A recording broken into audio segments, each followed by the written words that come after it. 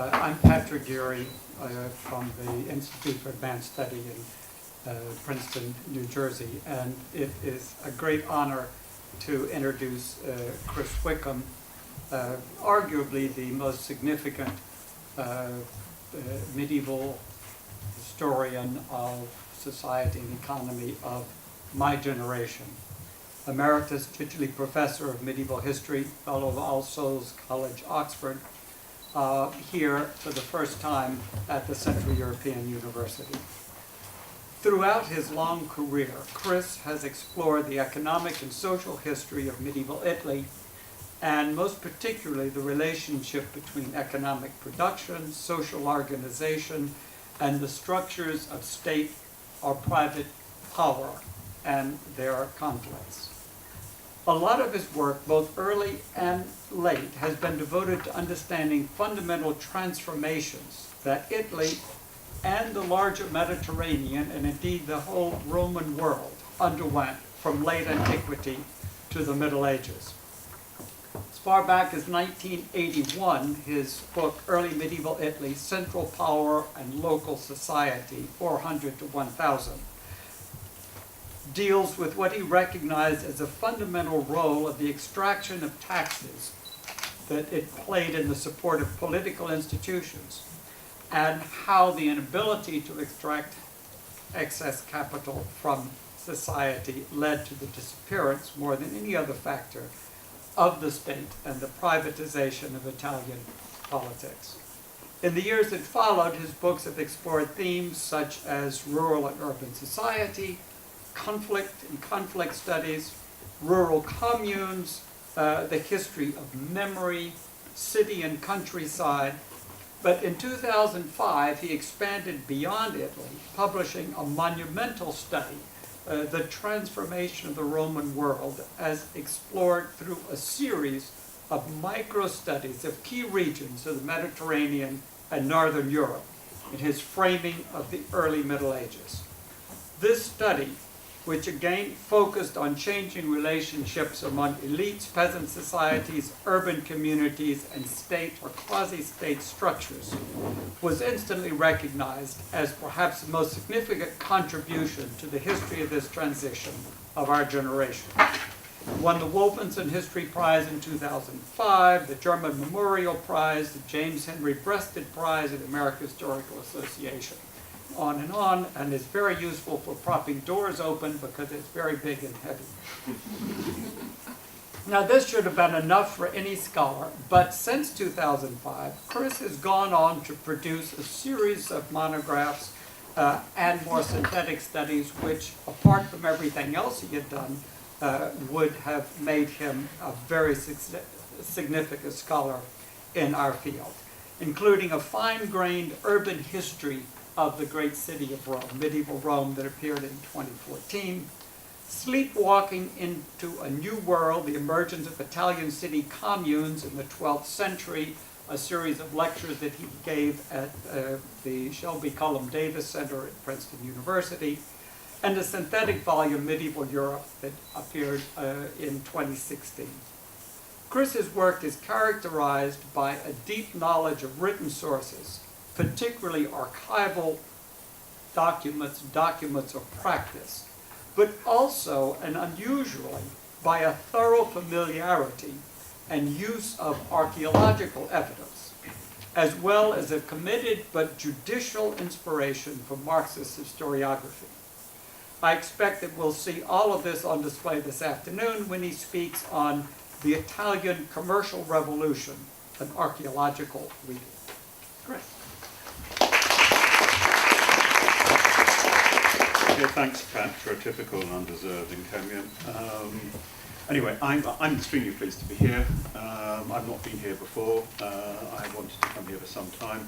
This is a good moment to come because I firmly believe that international solidarity is the best way of confronting fascism. But apart But in this lecture, I want to do something different, which is to engage in a particular methodological exercise. I want to discuss the changes in the economy of north-central Italy from Rome northwards in the 11th and 12th century, using nothing except the evidence available from archaeology and the study of standing buildings, that is, without discussing written documents, or at least not until the end of my talk. That's famously the period of what Roberto Lopez called the Commercial Revolution, in which Italians took over the commerce of the Mediterranean. That Italian maritime trade has always had its own romanticism. Shakespeare's Merchant of Venice, argosies of spices at the wharves, commercial adventurers spreading across the whole of Europe, Florentine bankers lending to English kings, and so on. That's often got in the way of any sensible analysis, and it's led to an odd form of triumphalist schematism. So, as Lopez put it in his own 1971 survey, demographic growth caused agricultural progress, which in turn caused more surpluses that could be traded, and this, plus the freedom and power of Italian cities, unlike supposedly Muslim ones, and their flexible commercial contracts and credit operations, was enough to make the southern half of the European commercial revolution of the Central Middle Ages happen, starting in the 9th century and building up to a high point in the 13th. The northern half, centred on Flanders, has got a different history, but similarly excited narratives. I won't talk about that. Historians tend to take this as read now, and surprisingly little work's been done on the development of Italian commerce and production since. I think the major change in our understanding has been a recognition that an active Mediterranean commerce linking Egypt with Sicily and Tunisia pre-existed the Italians, as we now know from the 11th century Jewish letters surviving from the Geniza of Fustat, Old Cairo.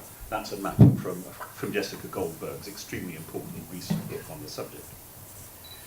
The network of the Geniza has by now simply been added to the Western-centred picture which Lopez inherited from his 19th century predecessors. It's now generally recognised that the main Italian port cities, Pisa, Genoa, Venice, simply added themselves to that network by force, starting in the second half of the 11th century, and in the early 12th, from the early 12th, largely took it over.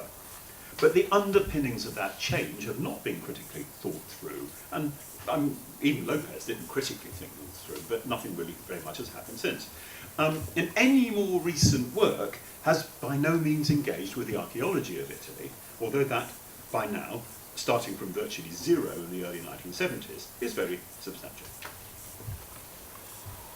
That lack of engagement is only partly the fault of historians. Not all archaeologists are good at large-scale synthesis. It takes a great deal of intellectual effort to carry out a successful excavation and then to publish it, and many archaeologists tend to stop there.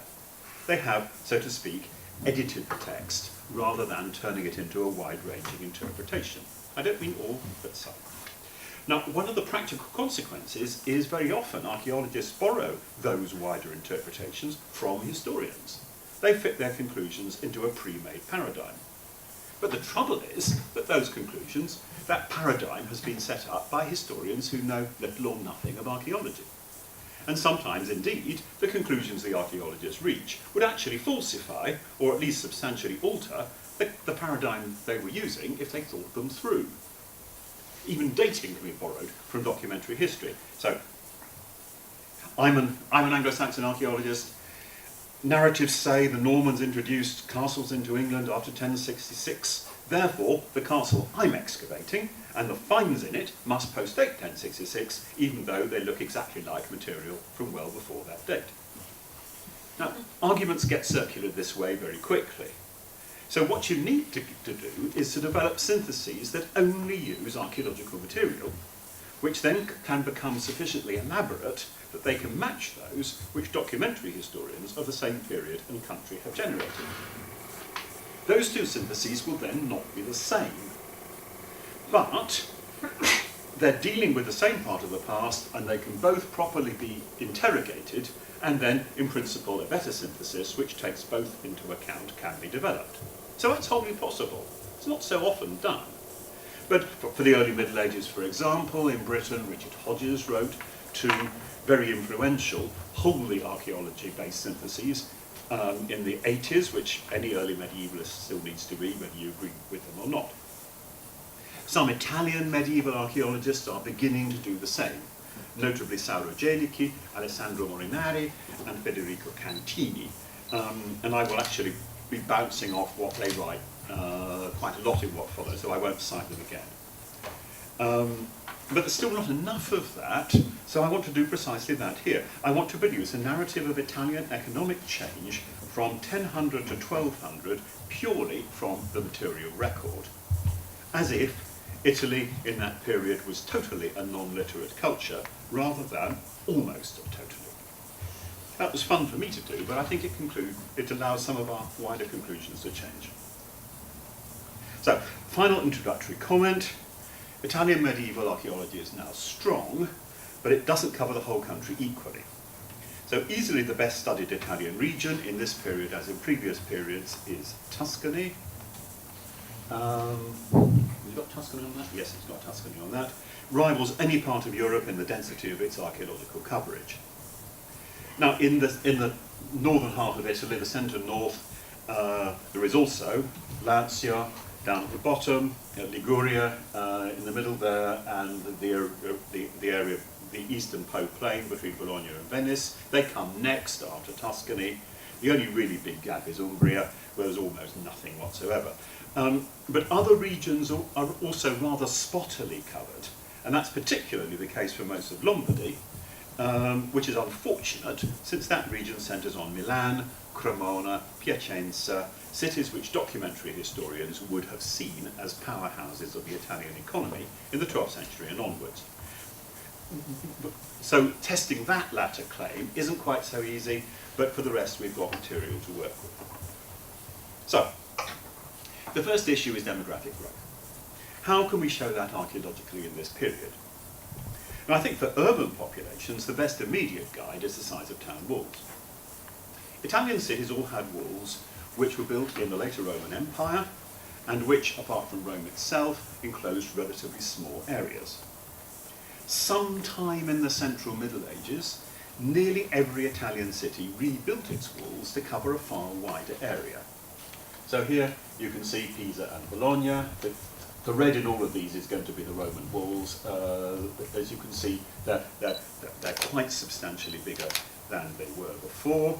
There are Lucca and Florence, where the areas aren't quite so much bigger, but they are a bit bigger. Most of Pisa's walls survive, a smaller amount of Lucca's and Bologna's. The masonry on them, here's Pisa, fits that found in the second half of the 12th century elsewhere. Florence's walls do not survive, but we can date the robbing of the older Roman wall circuit, that is to say the reuse of its bricks and stone for other buildings, which implies it's no longer in use, to around about 1200. So the new walls must have been earlier than that. In fact, when we have any material evidence for dating, which we don't always, the later 12th century is the period indicated for such walls. Now, Florence carried on expanding. A century or so later, the citizens built a third wall circuit, which was huge, larger than any other medieval city wall area in Europe, as you can see from this early 19th century map. The blue is the wall of only a century earlier. But you'll also note that it also shows that the city didn't actually fill the whole space. Walls can be rhetorical interventions, boastful about power and status, not simply faithful representations of areas of population. Still, the fact that 30+ Italian cities extended their walls substantially, in general in the later 12th century, certainly tells us something. It tells us they had the money to do it. It's very expensive. These are large operations. Therefore, they thought it was worth spending money on. At least sometimes, and I think I would say usually, this is hypothetical, but I think I would say usually, these imply the need to protect a by now larger population from military attack. City dwellers spent money on more than walls.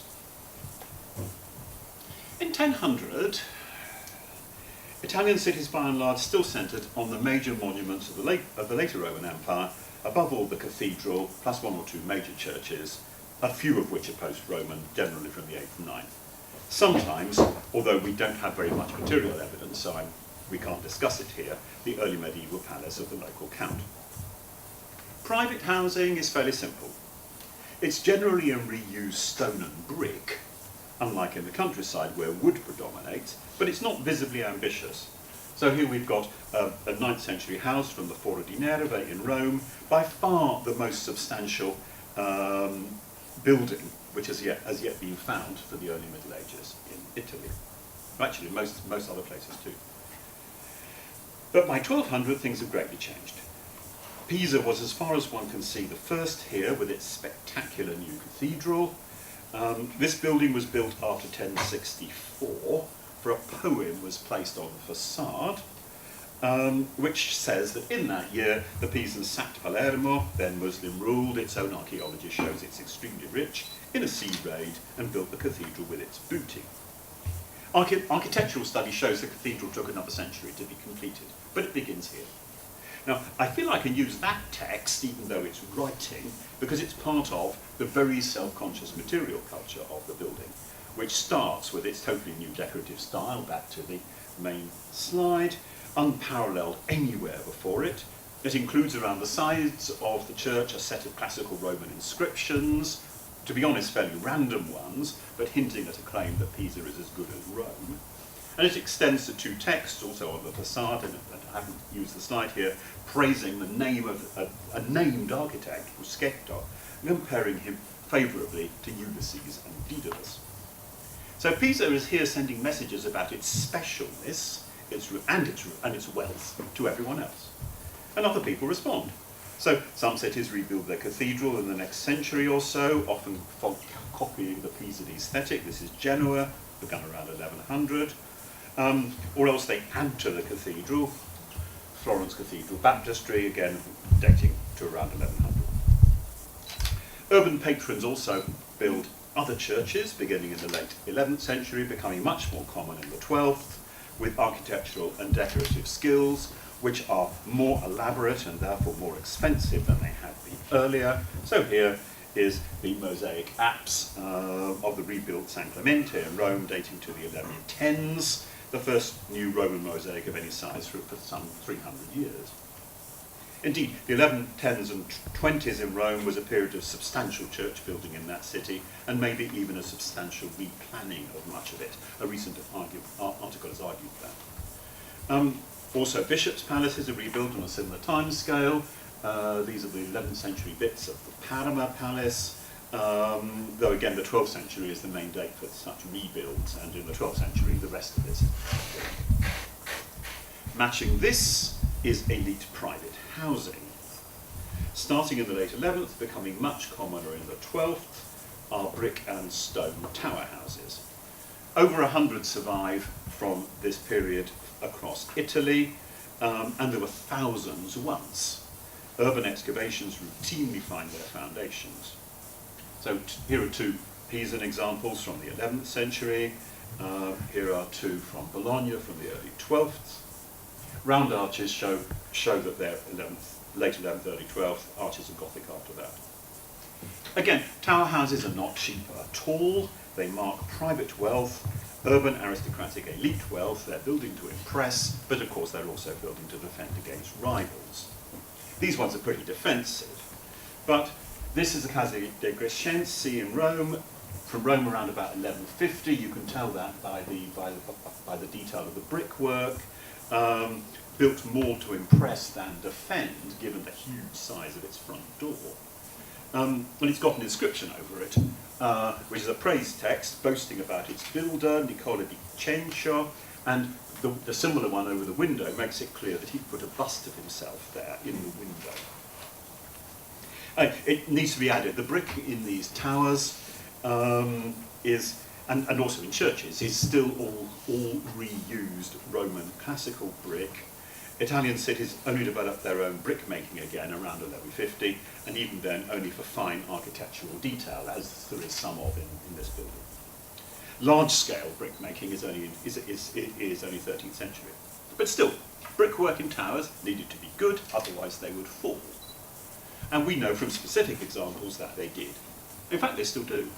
The late 11th century Torre Civica in Pavia fell as recently as 1989, killing 4 people, sadly, but also embarrassingly, because it was only just over a decade after British archaeologists had excavated inside it, thus perhaps disturbing its equilibrium. And certainly locals believe that, and there haven't been any British excavations in Pavia since, I'll tell you. But still, the architectural decorative expertise necessary for brick is less than the dressed stone, which we can see in other towers. There may well have been a price difference. So what does this wave of building show us, starting in the late 11th, becoming generalised across the 12th? Well, it certainly shows well. City communities had to be rich to build town walls, bishops to build cathedrals, urban elites to build tower houses. But where did that wealth come from? Well, for a start, it might not be new. Building patrons might simply be responding to what you might call an arms race of flashy reconstruction.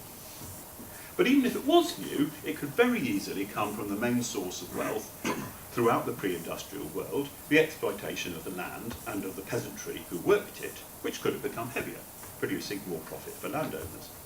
We'll certainly see that when we come to the countryside. And Italy's elites had always been largely city dwelling, so agricultural wealth could come into the city too. But might it come from newly developed commercial wealth? Now here we do have some concrete material evidence in the form of ceramic distributions. Pottery is almost indestructible. It's found on almost every archaeological site. It can easily be analysed for style, which is locally distinct very often. So a pot found in Pisa might resemble a pot found in Rome, which might show you that Pisans got some of their pots from Rome. But of course, they might just have copied them.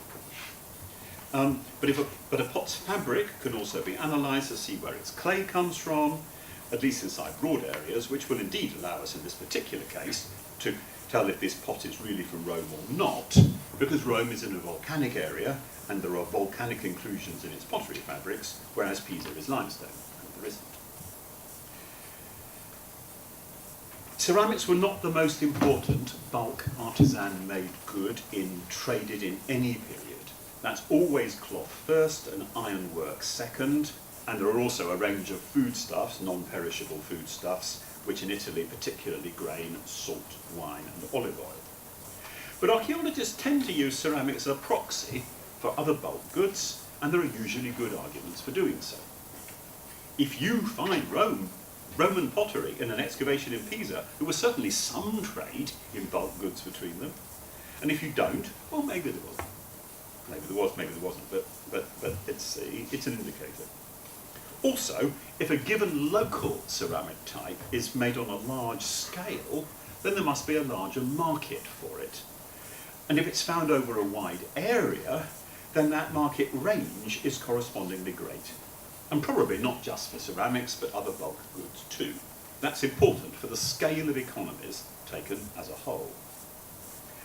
Worth saying, I stress bulk goods because these make up the commodities which really matter to an economic system. Luxuries like gold and spices are by definition only for the few, not for the many. They may be very visible, but they're economically marginal. Now, we can say quite a lot about ceramic distributions across Italy, across Italian regions. I'll come to the countryside, but I want to start with cities, because it shows something about the importance of commerce in each. For a start, 2 cities in the centre north, Pisa and Genoa, show Mediterranean imports of glazed pottery quite substantially. In each case, they began in the 11th century and were predominantly glazed wares from the Islamic Western Mediterranean, from Sicily, these are Sicilian glazes, or Tunisia or Muslim Spain. They increased very considerably in the 12th. By now they also come from Byzantium. In Genoa, the excavations are numerous, but really pretty small, and the dating is not always exact. But that's the pattern of all the largest sites, and we can at least say that there are some imports in almost every site from our period. So sometimes only a small minority of the pottery used, but it shows a generic presence of these imports. They're not socially exclusive luxuries. In Pisa, the excavations are fewer, but in my view, they're better. And here, there's been more recent work on local unglazed wares. The word local is actually crucial here. Made both in the city and in sites up the Arno from Pisa, but not very far up. 10 kilometres. It's clear that the quality and quantity of local productions increased here considerably in the 11th century. And here, also, there are imports on every excavated site in the city, which becomes still more common in the 12th.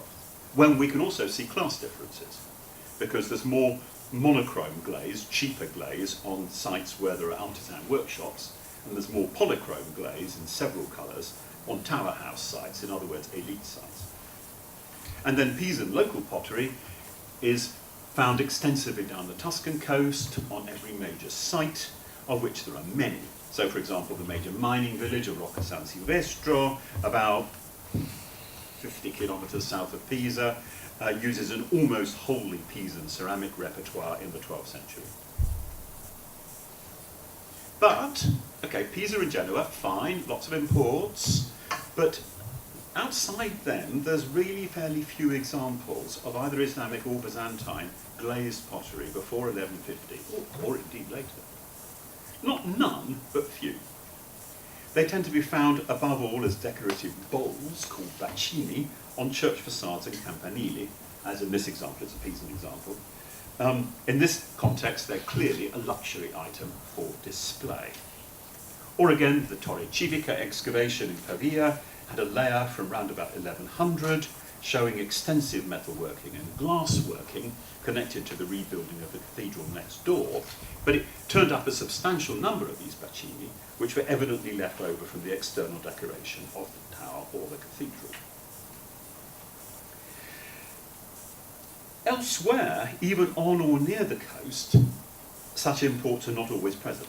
The coasts of both Tuscany and Liguria around Genoa do have a certain amount of Sicilian glaze and wine amphory, but apart from that, they're not always present.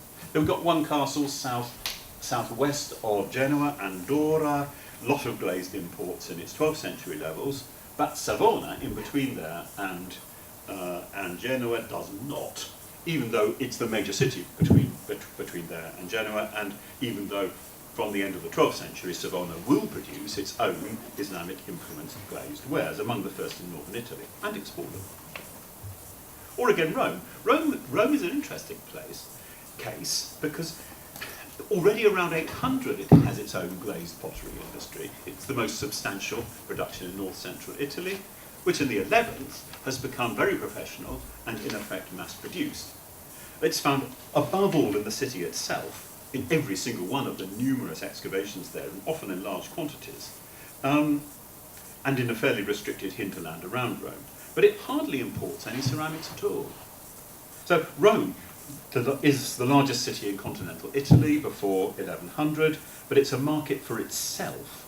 It's got a very active commerce inside the city, but it doesn't interact very much with elsewhere. Now that's Rome. Rome's particular for lots of reasons, but Pisa is interesting too, and there are some parallels here. Pisa does import fine wares, and Pisa makes its own pottery in its hinterland, in fairly simple and cheap types, cooking wares and jugs, but they're good professional fabrics and they get better. They're exported down the coast, as I've said. What they don't have is, however, much effect on anywhere else in Tuscany. There are some sites around Lucca, and then in the Val d'Elsa, in the middle of that map, those are the patterns of the sites in and around Pisa that we have archaeological documentation for, and that's the limit of it. In particular, they don't get to Florence. Florence is 80 kilometres up the Arno's navigable, it's not so far away. And there have in fact been 3 good excavations published recently in Florence in this period, all in and around the Uffizi, down there in the corner of the old Roman city, but not quite the corner of the now expanding post-Roman city. But the pottery here is all local. Most of it is fairly simple coarse wares, right up to 1200. Even some of the types of courseware in particular a newly developed large open cauldron called a paiola. Even these types of courseware, different from Pisa, only 80 kilometres away. Florentine archaeologists are of course desperate for signs of Florence's later economic importance, and they discuss these in terms of economic growth, quote, renewed vivacity, unquote, in the 12th century. I don't think cauldrons really show that. But I think much more, you have to see these Tuscan cities as not visibly connected, right up to 1200. And I'd add that the less good archaeology for the Po Plain up in the north tells us parallel things, not quite parallel, but similar at least. So the major published excavation for Verona, in an area which includes the city's mint, so a place of some local importance, shows very simple ceramics until the late 12th century. They do have a wider distribution than those in Florence, and I'll come back to that. But simple ceramics anyway, plus 2 fragments of green glaze, which may have come from the coast, and 1 piece of imported glazed ware here from Byzantium. Now, how do these patterns affect our assessment of the major building going on in Italian cities after 1050 and especially after 1100? I think it has to show us that it had various roots. Now, you could well see Pisa's building as a consequence of wealth coming, at least in part, from a Mediterranean involvement, which is clear in its ceramic imports and to a smaller extent its exports, and its sacking of Palermo for that matter. Perhaps some of Pisa's tower houses were those of merchants or rich artisans, and certainly the cathedral was funded at least in part by booty. Genoa might be the same, but you can't say that for 12th century Florence, where there's no material sign of economic interconnections at all. Here, the elites who put up towers and churches must have been landowners. It certainly tells us they can be rich. That's particularly the bishop who puts up the baptistry, just to remind you again, really, really nice building. And Florence is beginning to expand in size. There must have been work for immigrants. And you could hypothesize that this wealth shows the build-up of potential capital, which could in principle be used to fund artisan workshops and of course buy their products. And again, this is a nice building, quality craftsmen are around. That could be the basis for much more later. But as late as 1200, there's no material sign of that in Florence. All we can see is a reasonably prosperous, slowly expanding, but rather isolated urban centre. I think that's important, and I'll come back to it. Okay, now urban archaeology. Sorry, now rural archaeology. I've done urban, now rural. Here, the best evidence is certainly from Tuscany, so I'll start from that. A dozen or more castle sites have been excavated and published in the last 3 decades, above all by the late Riccardo Frankovich's active archaeology department in Siena. So they tend to concentrate around in the south of the region, around Siena and southwards from there. Each of these are different. In particular, some of them are major metalworking and mining centres, because this region, the coastal part of this region, is one of the main sources of metals in Italy. Some, particularly the inland ones, are not like that. But some patterns are pretty common to all of them. Central and southern Tuscany shows us a fairly concentrated rural settlement pattern from the 9th century at the latest, with villages located on hilltops, often with a palisade around them. Around 900, they typically begin to have a stone wall around the village, and by now you could call them castles, and Italians do, castelli. But here I'm going to call them castle villages, for many people lived in them. The houses inside are made of wood, even inside the privileged enclosed area on the summit of the hill, as we find at Monterenti or at Milan, particularly important sites. Here's Monterenti, here's Milan, both inland sites.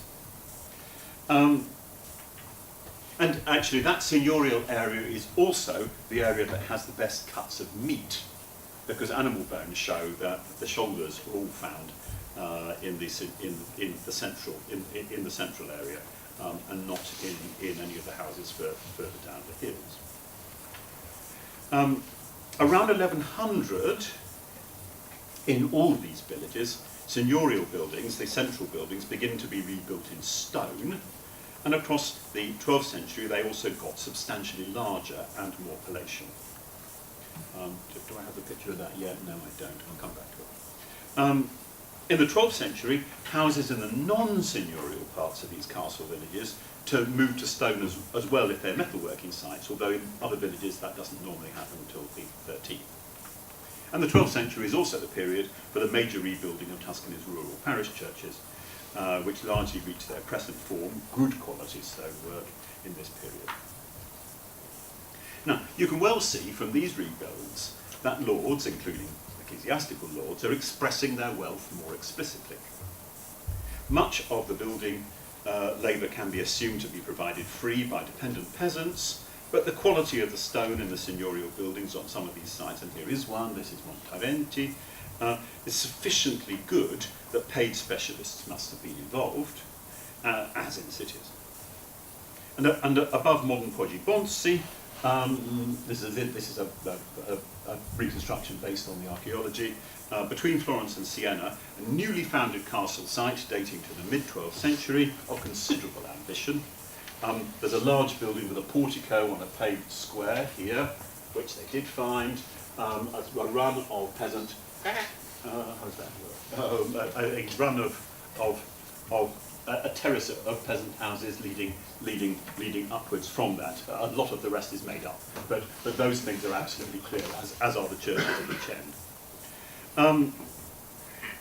Here the building technology is virtually urban in style, and could indeed be seen as competitive with the cities.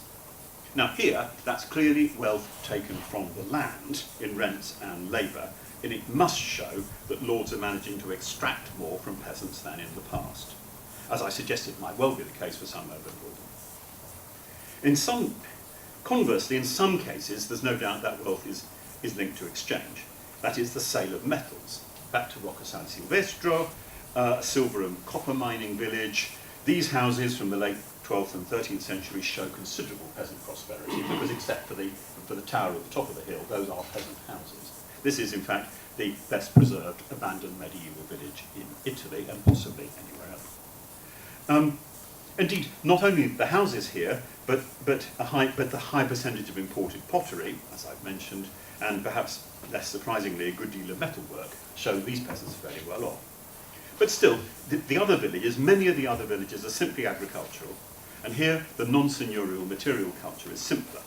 Here, the lords simply benefit from a peasant surplus. We don't have to postulate exchange. But was there exchange? Well, yes. Rocca San Silvestro is an example, and I've stressed it for the coast, and Rocca San Silvestro is on the coast. But we can sometimes see it inland. By the 12th century, these villages all had a certain amount of metalwork, including outside the mining areas.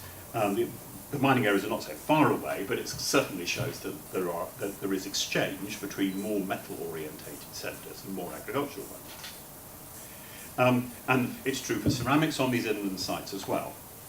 From the 11th to the 13th century, particularly after about 1150, the quality of local pottery steadily improves, though here it's less connected to any city, more connected to the coastal sites. So these inland villages did have interconnections in Tuscany, but they remained at a fairly simple level. It's not until the 13th century that the castle villages start to get urban-made Tuscan glazewares, maiolica pottery from Pisa and Siena, in a pattern which has parallels everywhere in northern Italy, but only after 1200. Now, I want to mention just one more site in Tuscany, because it's got potential implications. It's the open settlement around the church of San Genesio, again a reconstruction. We've got the church, and we've also got, we've done it again, but we've also got one of those blocks there. It's occupied from the 6th century to the mid-13th, when the inhabitants shifted to a nearby castle site. This is situated close to the Arno, in a good position with respect to east-west routes along the Arno and north-south routes along the pilgrim route from France to Rome. So here, much of what's available in Pisa, 30 kilometres downstream, came. Local productions a lot, imports in smaller numbers. I think you can see San Genesio as a good example of a nodal centre where productions from different areas can meet, and did in every century. Actually, from as early as the 9th here, there are even coins here, which is very rare for an Italian rural site on that period, or for much later. In the 12th century, it's replanned as a small town in wood and adobe. It's an area where the stone is bad, around a parish church which had been considerably extended. Now, this is a sort of intermediate centre between cities and between the city and the countryside, which the Italians call, in the generic way, a borgo, which tends to be needed if you want to support a complex exchange infrastructure. Tuscany is in fact going to develop a large number of them from the very late 12th into the 13th century. So it's actually interesting, therefore, that San Genesio, which had been abandoned by 1250, quite early, only in part succeeded. It's a booster, you can see it as a booster for Pisan products, which extended past San Genesio and down the Val d'Elsa. But again, Florence, it's no further than Pisa, much more close to it. And so San Genesio is connected to Pisa, it's not connected to Florence, even though it's halfway between them. Tuscany is still divided up economically in our period, and this limits this site's potential role. Okay, I'm going to spend less time on the Po plain. The best recently excavated sites here are earlier than our period, and there aren't so many equivalents in the Po plain to the long-standing villages of Tuscany. But we can see some of the same patterns. The 12th century here too is often the first period in which stone buildings appear, as for example in the Romagna on the south. It's marked on the bottom right of this slide. That elsewhere is often 13th century. Church rebuildings are often a little later than in Tuscany, in the later 12th and 13th. So we're moving in the same direction. But the difference is that exchange circuits, even though of fairly simple products, seem to be rather wider. Along the coast, between Ravenna and Venice, the quality and range of ceramics was always greater, and there is some local glazed pottery indeed, and some decent semi-fine ware for bottles and cups. And there are always a few imports on the coast. They're not always Byzantine glazed ware, it's quite scarce, but at least Byzantine wine ampery. But inland, these coastal products are much less common inland, I've said so for Verona, but there is a network too. There's a 10th to 12th century type of cooking ware. It's a coarse ware, but it's well made with a combed decoration, which is recently called piadena ware, because it's first characterised in detail in an excavation report for that village. It's in red in the middle of that map. This kind of pottery is found all over. So yeah, okay. Here's a picture of piadena's type ware. It's not mega attractive, is it? But you can find it over really quite a wide area. All the way across the east central Po plain, in all the major recently published sites. And you can find, it's been found in Milan, so its distribution might extend westwards as well as eastwards. That's the area without very many excavations. I can't imagine that you couldn't find it in Cremona, because it's very close, but there haven't been any decent excavations there. There actually isn't a decent study of its fabric, so we can't be 100% sure it's all made in the same place, but it's quite conceivable. And even if not, it's sufficiently similar from place to place that the artisans may have travelled. And that's all the more plausible because on more or less every single North Italian site, far more widely than that, you find pietra ollare, a range of cooking wares that are actually made of stone, soapstone from the central and western Alps. Now, nothing new here. These have been available since the Roman Empire, and they simply continue all the way in between and through our period. But they show that there's a continuous network of exchange which links the whole Po Valley together along its rivers throughout the Middle Ages. So even if the coastal glazed and semi-fine wares don't very often reach inland, pietra ollare is available without a break from the western mountains to the sea. On the other hand, this wide infrastructure doesn't change dramatically across our period. As I've said, actually I can't remember if I did say it, but in the case of Piadina ware, it's widespread already in the 10th century. The pietra olaria distribution is far older. So you don't get a sharpening of production and distribution patterns in our period, except near the coast. Now here, the gap around Milan is particularly annoying. But I'd be very unsurprised to find a development of production and distribution at least there. You can certainly track in the topography of Lombardy a considerable expansion in the number and size of the rural nodes, the borghi, of which San Genesio is an example. They ring Milan. So Vimercate, about 25 kilometres from Milan, is an example. This large church is dated to the early 11th century, earlier than most Tuscan rural churches, but the same period as at least some other Milanese rural churches. And Vimercate means market village.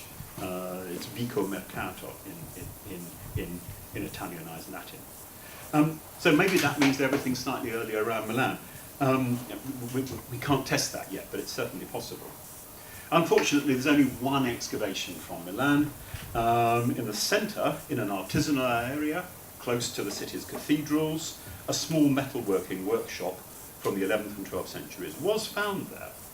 So we can say that's part of the urban activities in Milan in that period. But, you know, a single workshop doesn't tell us all that much. Its ceramics are mostly coarse cooking wares, though one single sherd of Piadina ware. And also, the excavation report says one piece of, quote, Eastern Islamic glaze. God knows what they mean by that. It's a minimum.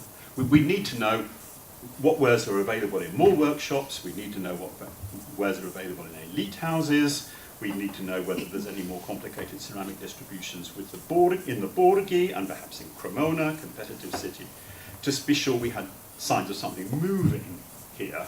Because otherwise you can match all that with Rome on a much larger scale. But Rome never develops any further in the Middle Ages. Okay, I'm going to stop presenting data there. I'm instead going to ask questions, and then I'm going to do a brief comparison with documents. How do you actually measure economic development if you don't have serial data, which are very rare before 1225, even in the documentary record? In Italy, they're only available before then for Genoa. They're not always useful for a long time later. Now, we have at least seen a demographic growth. Cities are expanding, and villages are actually getting bigger as well, where we've got large enough excavations to test it. That might mean larger agrarian surpluses, but it would be difficult to be sure that there was more extra food produced than was just needed for the expanding population. But still, it's likely that landowners, lords who are taking rents, would gain more. So, that is the context for, from 1050 and still more after 1100, a sharp increase in elite spending on impressive urban buildings, and in the countryside, rural churches and castle stonework, which certainly shows a strong investment by lords in self-presentation. So the simple existence of these buildings shows that there's a stratum of skilled artisans who cannot so easily be identified before and who must be more numerous than before. Up until 1000, the wealth of elites had been the basis for all the exchange that can be documented in the West. So the richer they were, the more artisanal production and exchange. You can see that very clearly around the court of Charlemagne in northern Francia. By and large, that's true for the rest of Europe before 1300 or so, for most of the rest of Europe. Up until 1300, a substantial peasant demand, and thus a mass market, are rarities. Because peasants are, let's say, 85% of the population. That's the mass market. And even in towns, a large-scale demand isn't so very common before 1200, because in most cases they're not big enough. And it's indeed probable that almost everywhere in north-central Italy in our period, elites become richer or more numerous. We can tell that on the basis of the material evidence that we have, and that will generate more exchange. So, the expansion of cities is doubtless a direct guide to expanding strata of artisans and sellers of goods who are there to service urban elites, And cities are certainly expanding after 1100, extended walls. Extended walls are after 1150, but they must reflect cities that have got bigger already. And also, these artisans and merchants need to buy things too. So, again, wider urban demand, predating 1200, though not predating 1100. Rome, which is the best excavated city in Italy, is the type example because its elite building took off on a particularly large scale.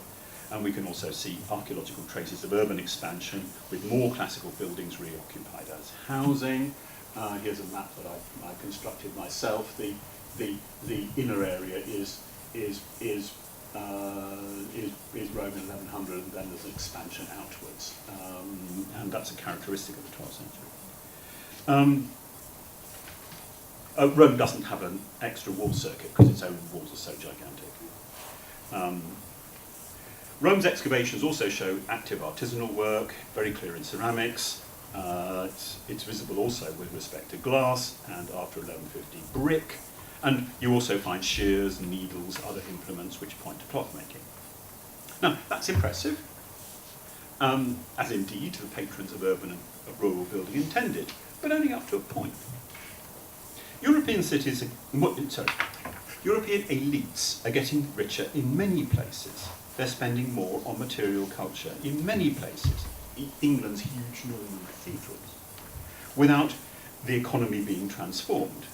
And again, Rome is a type example of that as well, because the economy did not transform there. For a commercial takeoff, you need more. You need infrastructure. You need an articulated internal market. You need material evidence of interconnections, which show that productions are reaching wider areas. You need material evidence of artisanal concentrations in specific places. You need evidence of urban and rural hierarchies, which can allow local specialisms in, for example, the basic transformations of cloth or metal, which could then be sent to cities for dyeing and finishing or being turned into arms. We haven't seen very much of this so far. Now, we have some evidence. We've seen overlapping areas of ceramic use in Pisa, which is the best city by far in terms of evidence for that. We've got the metalworking areas of Tuscany developing in the 11th and 12th, and it shows there are buyers for their products, again probably in Pisa. Pisa, like Rome, shows an uptick in its ceramic productions in the 11th century, and unlike Rome, an expansion of their sale, at least along the coast and inland. And again, as I started with, Pisa and Genoa have got very good ceramic imports from the Islamic Western Mediterranean. Maybe Venice similarly to the Byzantine world, though the archaeology isn't so good there. And the coast of the north, which has a more elaborate economic infrastructure in the early Middle Ages, continues to have one. The entire Po Plain has got Pietro Malare, and so local merchants must have run the northern Italian routes between cities and villages. But that's still a minimum. In Italy in our period, there are still too many things we can't see. We can't see any significant interconnection between Pisa and Florence until 1200. We can't show any example of an urban pottery production, which was widely available in any even local hinterland except for Pisa and a bit Rome. We don't have clear examples of development settlement hierarchies beyond the contrast between cities and villages, although we know too little about Lombardy again. We've only got imports on the coast. There are some in internal areas, but they're rare. Coins are also exceptionally uncommon before 1200, not only on rural, but even on some urban sites. Pisa has coins, so does the one Milan site, but the Roman sites do not. You don't strictly need coins for commercial exchange, but again, there's a contrast with later periods. Now, at this point, you may be asking, am I setting the bar too high? Is ceramics or any other form of material evidence really always a good proxy for cloth making and metalworking and exchange? And the answer is no, it sometimes isn't. So, the large-scale international trading network between 11th century Sicily, Tunisia and Egypt in the Muslim world, documented in those letters and accounts in the Cairo Geniza, has little resonance in the ceramic evidence, at least as far as Egypt is concerned. The Sicily-Tunisia connection is much better documented. But the internal economies of each of these three, which have to have been complicated to allow such a large scale of maritime trading, can in each case be directly evidenced by ceramics. I obviously don't have time to talk about the many-leveled ceramic productions, patterns of Egypt and Tunisia, but just for indicative purposes, here's a recent map of late 10th and 11th century pottery distributions in Sicily, the closest of these regions to mainland Italy. You've got polychrome glazed pottery and amphory, almost all from Palermo, available across at least 2/3 of the island, all those little yellow dots. The gap in the northeast is the gap in excavations, not in finds. They're probably traded into the middle of the island in return for Sicilian wheat, which can be produced on a large scale there. So that does show an exchange infrastructure. And so also do the moulds for sugar loaves, a partially industrialised agricultural product, which have been found in the Palermo excavations. Now, Sicily is about the same size as Tuscany. We've seen that nothing similar can be shown to be happening there. Now, after 1200, things change in the north. You can find urban pottery around many cities, as in Sicily 2 or 3 centuries earlier. But before then, you really can't see all that much in the material record, except that very clearly evidenced expenditure on elite buildings after 1050, and particularly 1100. Right, now, back fast, I've got another 10 minutes max to documents and literary sources in general. Now, there's certainly no doubt whatsoever of the great concentration on large-scale cloth weaving and metalworking in 13th century north-central Italian cities, with Milan in first place, half a century later, also Piacenza, half a century later Florence coming up, but many others as well. And after 1250 in Lucca and Florence and Piacenza and Asti, banking, another key infrastructural element. These are matched by considerable use of credit in the countryside. You can even find peasant money lenders, strong commercialisation of agrarian productions. Now that's an economic takeoff. It's scarcely surprising then that historians have sought to track its origins well into the past, the 9th century for some, the 10th in others. Every citation of a merchant or an artisan in a document has been brought into the argument, because people know that Italy was a commercial and productive region, perhaps the productive region par excellence, and each such reference only goes to confirm the point. I disagree. You can't tell from individual citations, merchant X in place Y, how large the scale of anything was. And again, the largest collection of citations of artisans in Italy for this period is in Rome, in the documentary record just as in the archaeology, but Rome didn't participate in that takeoff. And in fact, conversely, it's rather hard to find much documentary reference to commercial and productive activity, even in Milan, before the 1170s at the earliest. You get casual references to ironworkers earlier, more than clothworkers in fact. It may well be that Milan began as a metal centre before turning to cloth weaving. But it wouldn't be possible to say that its scale was yet great, though it wouldn't be possible to deny it. The fact that from the 1190s the Genoese notarial registers start to show that Milan is importing raw materials and exporting finished products on a notable scale through Genoa certainly shows that the great days for the Lombard city are now there. But it may be important, it may be significant, that in the first surviving Genoese notarial register of all, of Alberto Scriba, from the late 1150s, there are only 2 references to Milanese cloth out of 1,300 documents. Maybe it hasn't yet begun. Now, Alberto's register, which overwhelmingly records commercial transactions, does indeed show that Genoa itself, including all its leading families, were fully part of an international Mediterranean trade in the 1150s. So that fits with the narrative and sometimes documentary references to the Pisans and the Genoese and the Venetians raiding southern Mediterranean cities in the 11th century, gaining commercial rights in the eastern Mediterranean after the Crusades. We've got the documents, and then making treaties with Muslim powers from Spain to Egypt and Byzantium in the 12th. That fits Alberto's register, which details sea loans for shipping in all directions.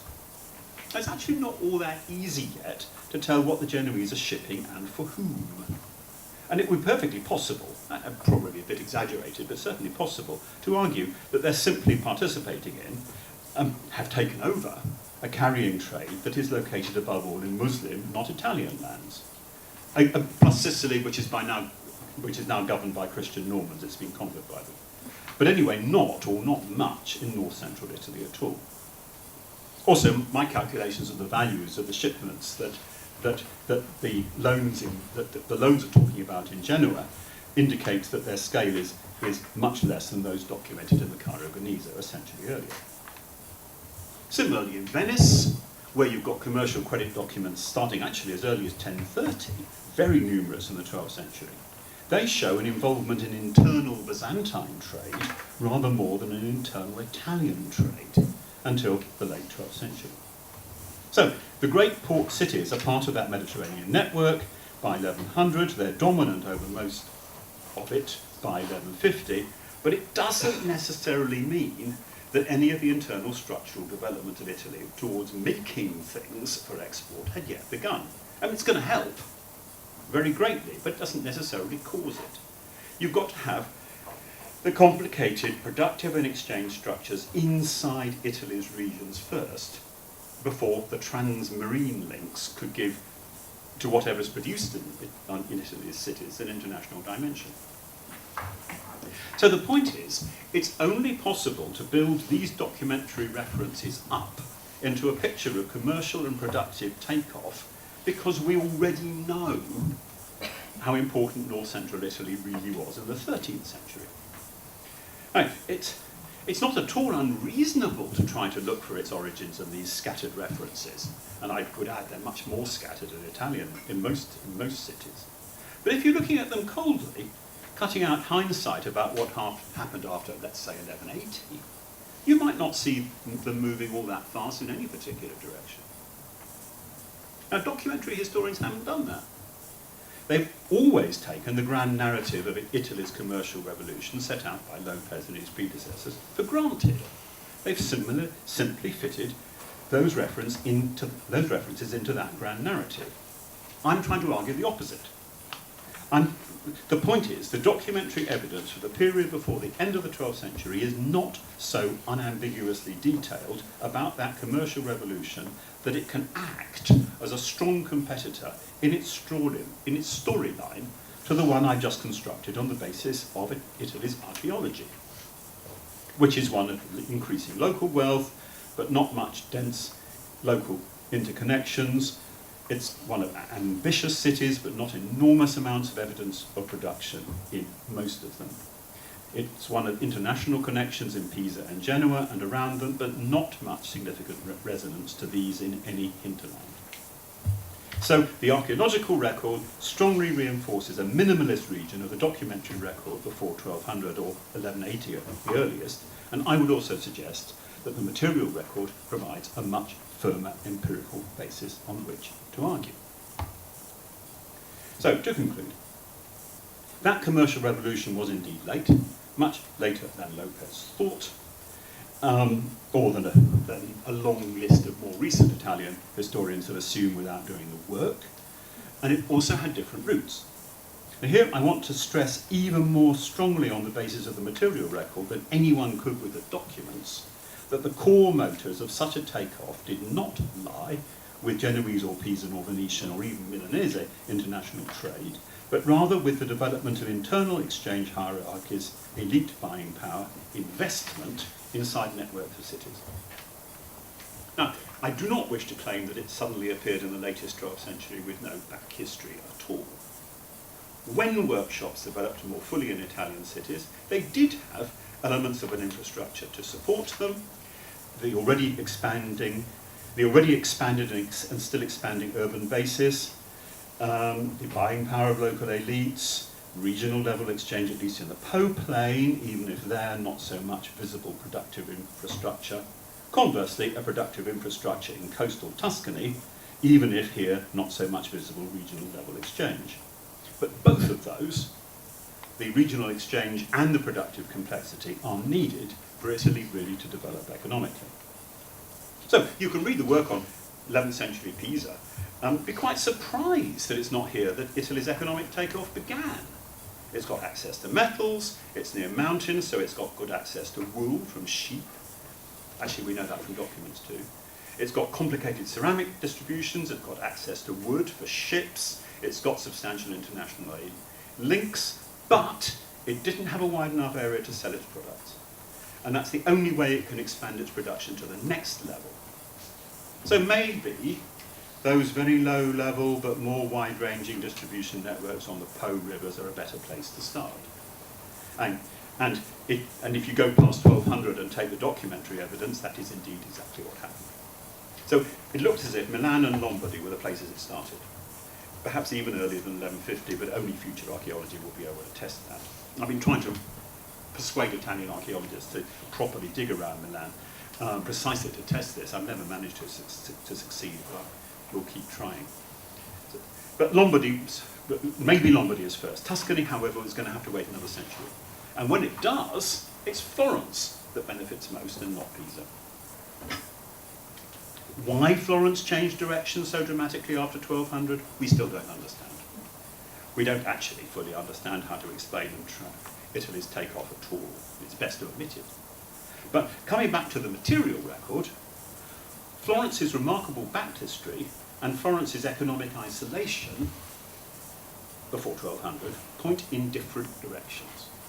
And those two are the sorts of data which, when we can parallel or contrast them in other cities, will point us more clearly to fuller explanations for what happened to the north central Italian economy.